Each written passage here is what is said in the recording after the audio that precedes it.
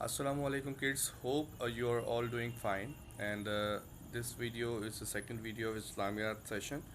In the first video we did the Hadith number 3, and we did the question 1a part, that is the main theme of the Hadith. We discussed it. Hope you all have completed your work in your registers and copies. In this video we will be discussing the second part of Hadith, that is what are the teachings and what is the importance of this Hadith in the Muslim's life today. So how are we going to do it? We will be discussing it in this video, and you will be requiring to complete it in your registers, and length should be at least half page of your registers. So question is, explain how Muslims can put these teachings into actions. In the last video we discussed that there are some characteristics of a believer that is described by Holy Prophet, peace be upon him, that one believer should hold its tongue when speaking to others, and he or she should be good to their guest, and she should be good to their neighbors as well. Now, how can we apply these things? There are things that we should not do regarding our tongue and regarding our speech, that we should not be indecent, or we should avoid indecencies in our language. The second thing is, we should not exaggerate things during we speak. When we speak a lot, we are bound to say the false things as well. So we should speak only when it is necessary. And the third thing is, we should avoid harsh language as well, because using harsh language would result in bad things as well. And there are things that we should do with our tongue, that we should be kind and generous to others. We should treat everyone wisely, and we should treat everyone nicely. Second thing is, we should think before speak, because if we will not think, we will be saying bad things as well.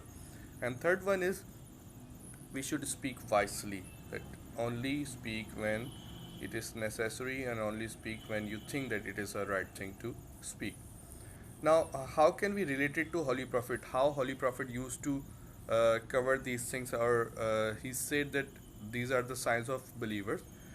He himself never taunted or insulted or embarrassed anyone. We have an example of a hadith that Holy Prophet, peace be upon him, said, when you say something, say what is just, even if you are talking about your brother. Now, talking about the second part of this hadith, that we should be kind towards the neighbors and our guests as well. What we should not do, we should not be hypocrite. What do you mean by hypocrite? Hypocrite means that if you're saying one thing and doing the other, you're advising others that you should not do this, and you are doing the same. That means a hypocrite. So we should avoid hypocrisy. We should not be careless towards the people around us, and people around us may include our neighbors and our guests as well who visit us. And we should not discriminate, especially in the guests that visit our home.